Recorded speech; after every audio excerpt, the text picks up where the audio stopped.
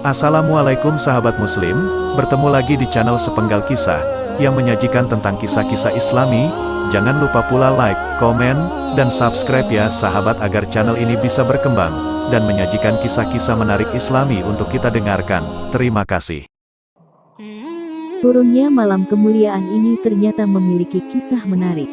Bermula dari Nabi Syamun, seorang nabi dari kalangan Bani Israel yang dikenal memiliki fisik yang kuat melawan kemungkaran. Nabi Syamun Ghazi, alaihi salam, dijuluki Samson. Beliau memiliki beberapa julukan lain. Dalam bahasa Arab, beliau disebut Syamsyaun atau Syamun. Dalam bahasa Ibrani, disebut Simson. Dalam bahasa Tiberias disebut Simson. Dalam Alkitab Nasrani, disebut Samson. Nama Syamun sendiri artinya, yang berasal dari matahari, sedangkan Al-Ghazi, artinya, yang berasal dari Ghazi, Gaza, Palestina. Beliau merupakan hakim ketiga terakhir pada zaman Israel kuno. Nabi Syamun Ghazi memiliki mukjizat dapat melunakkan besi dan dapat merobohkan istana. Cerita tentang Syamun ini merupakan cerita Israiliyat yang diceritakan turun-temurun di Jazirah Arab, jauh sebelum Nabi Muhammad Shallallahu Alaihi Wasallam lahir. Dalam kitab Mukasyafatul Qulub karangan Imam Al-Ghazali diceritakan bahwa Rasulullah berkumpul bersama para sahabat di bulan suci Ramadan. Kemudian Rasulullah bercerita tentang seorang nabi bernama Syamun Ghazi yang membuat beliau tersenyum. Syamun adalah nabi dari Bani Israel yang diutus di tanah Romawi. Dikisahkan, Nabi Syamun berperang melawan bangsa yang menentang ketuhanan Allah. Keperkasaan Nabi Syamun dipergunakan untuk menentang penguasa kaum kafir saat itu, yakni Raja Israel. Akhirnya sang Raja Israel mencari jalan untuk menundukkan Nabi Syamun. Berbagai upaya pun dilakukan dan diiming-imingi akan mendapat hadiah emas dan permata berlimpah. Singkat cerita, Nabi Syamun Ghazi terpedaya oleh istrinya. Karena sayangnya dan cintanya kepada istrinya, Nabi Syamun berkata pada istrinya, "Jika kau ingin mendapatkanku dalam keadaan tak berdaya, maka ikatlah aku dengan potongan rambutku." Akhirnya, Nabi Syamun diikat oleh istrinya saat ia tertidur. Lalu dia dibawa ke hadapan sang raja. Beliau disiksa hingga dibutakan matanya dan diikat serta dipertontonkan di istana raja. Karena diperlakukan yang sedemikian hebatnya, Nabi Syamun berdoa kepada Allah.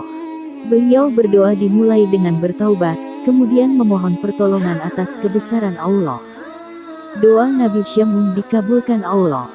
Istana raja bersama seluruh masyarakatnya hancur beserta istri dan para kerabat yang mengkhianatinya.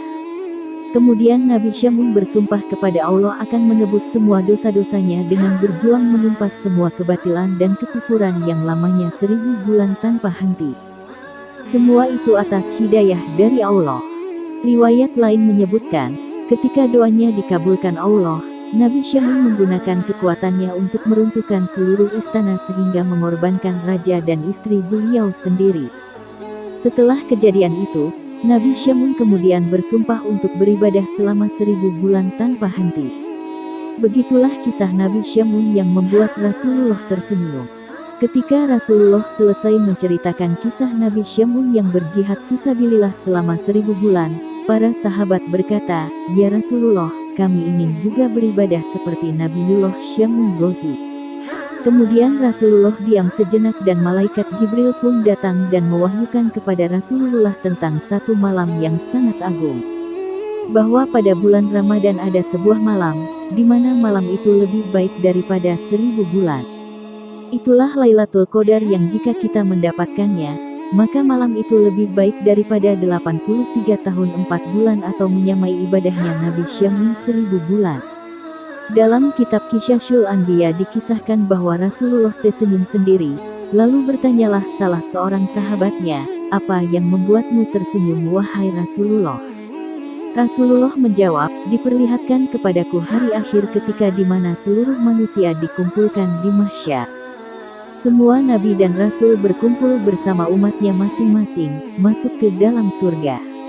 Ada salah seorang nabi yang dengan membawa pedang, yang tidak mempunyai pengikut satupun, masuk ke dalam surga. Dia adalah Nabi Syamun. Demikian kisah yang dapat kami sampaikan. Semoga menjadi inspirasi untuk mengenal kisah-kisah Islami. Terima kasih.